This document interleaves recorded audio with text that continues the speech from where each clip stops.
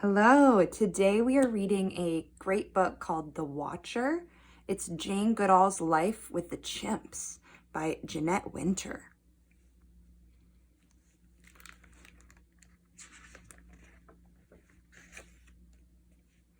For Roger. Jane, where are you? Jane, can you hear me? Everyone had been searching for hours and hours looking for little Valerie Jane Goodall. Then, from the henhouse, Jane came running to her mother, shouting, "I know how an egg comes out!" At 5 years old, Jane was already a watcher.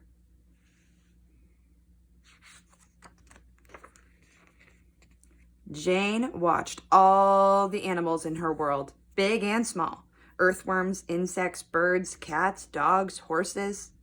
Jane quietly watched an English robin at her window for days and weeks. She saw him come closer, then into her room to eat some crumbs off her bed.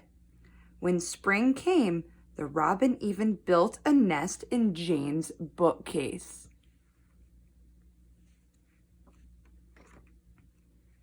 Perched high in her favorite beech tree, Jane read about Dr. Dolittle talking to animals and Tarzan living with the apes in Africa. She wanted to go to Africa too and talk to the animals and live with the apes. When Jane's school days were over, she worked and saved to buy a ticket to Kenya. She hid her earnings under the parlor rug for safekeeping.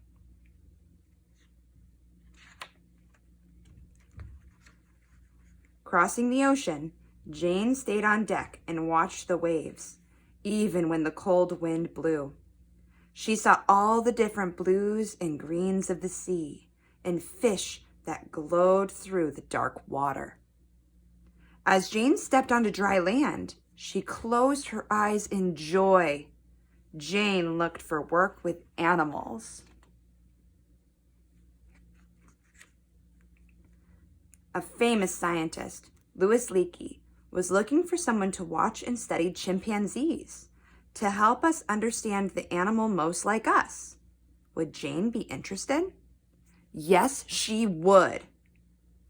Jane traveled to the place in Tanzania where the chimps lived, Gombe. "I wanted to learn things that no one else knew, uncover secrets," she wrote.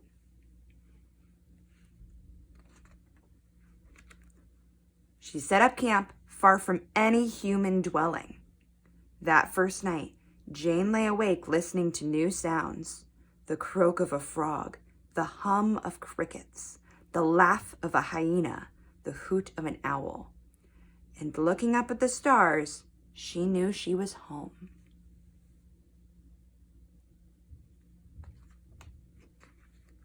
At dawn, Jane walked into the forest. Up high, she found a peak to watch from. Every day, she climbed to the peak to look for chimps. But though she could hear the pant-hoot calls to one another, she didn't see them.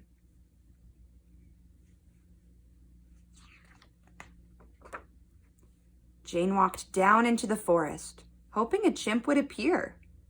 Still, the cautious chimps stayed hidden. Secretly, they watched Jane. "When will I see a chimp?" she wondered.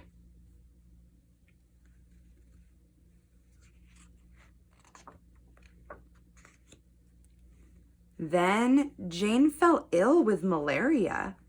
Lying in her tent, burning with fever, she almost lost hope. But when the fever left her body, she tried again to get close to the chimps. More weeks and months passed, till one day the chimps let Jane see them. She stayed in the background, never hid, acted uninterested, and quietly watched.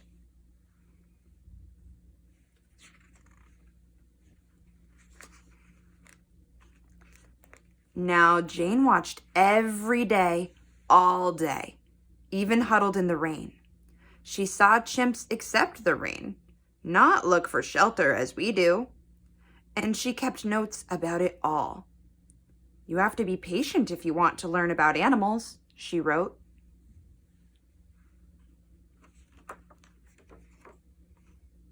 Some nights, Jane even slept on the peak to be near the tree where the chimps were sleeping.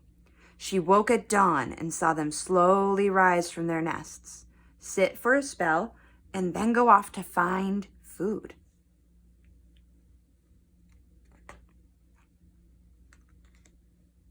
Jane named the chimps. To her, each one was different, just like us. A gray-bearded chimp was the first to approach Jane. She named him David Graybeard. David Graybeard he has taken bananas from my hand.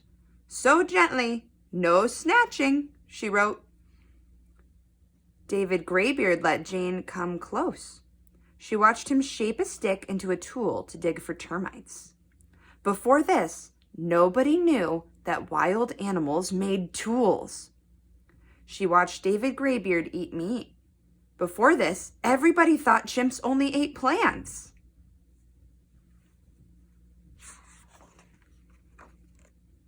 And because David Graybeard trusted Jane, now the other chimps let Jane come close too. Chimps all around me. What a day. Chimps near, chimps far. Old men, young men, ladies, children, babies, teenagers, the lot, she wrote.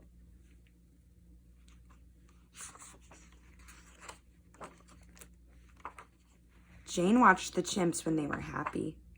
She saw them hold hands and hug and kiss and laugh, just like us. Jane watched the chimps when they were angry or scared and their hair stood on end. She saw them swagger and throw tantrums and kept out of the way. Jane watched the chimps at the Cocombe waterfall, leaping and swinging in awe and wonder at the tumbling water.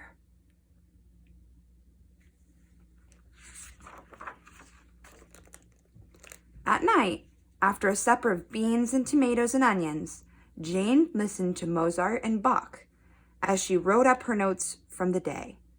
Years of notes were piled high everywhere.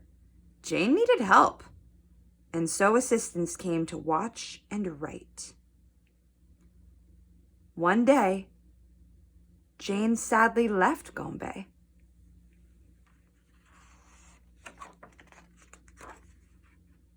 All across Africa, forests were being cut down, and the chimps were losing their home.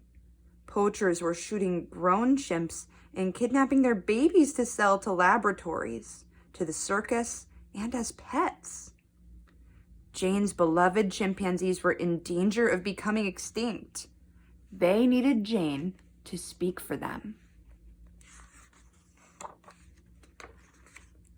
Jane hated to leave her friends, but she knew she must. She traveled to big cities and small towns the world over, month after month, year after year, asking for help to save the chimps in the forests. Jane returned to the forests of Gombe whenever she could. She climbed up to the peak, calling hello to the streams and hills and trees, David Graybeard at her side.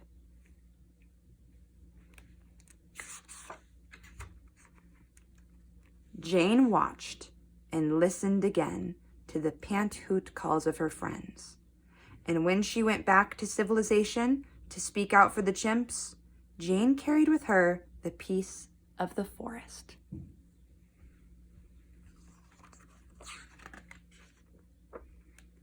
The forest in Gombe, where she talked to the animals like Dr. Dolittle, and walked unafraid like Tarzan, and watched and wrote and opened a window for us to the world of the chimpanzees.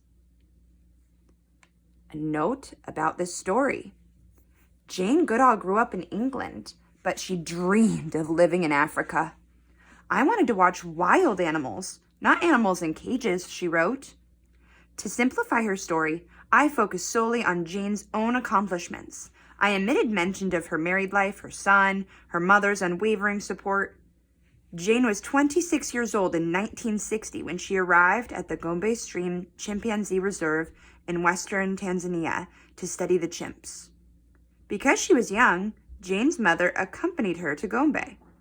But she returned to England soon after, knowing that her daughter could take care of herself. And so began Jane's life work. Jane referred to herself as the white ape that the chimps came to accept. Because of her patience, she was able to study the life cycle of the chimps, knowing some of them from birth to death. Her observations and writings uncovered many secrets of the animal world. In 1986, Jane attended a conference organized around her groundbreaking book, The Chimpanzees of Gombe, Patterns of Behavior. At the conference, she learned of the deforestation and destruction of the chimps' habitat all across Africa. And so she left her work and began speaking out to help save the chimps. She still travels most of the year, working to save animals and the land they live in. Jane, the white ape, wrote while in Africa, "This is where I belong. This is what I came into this world to do. And the animal kingdom is the richer for it."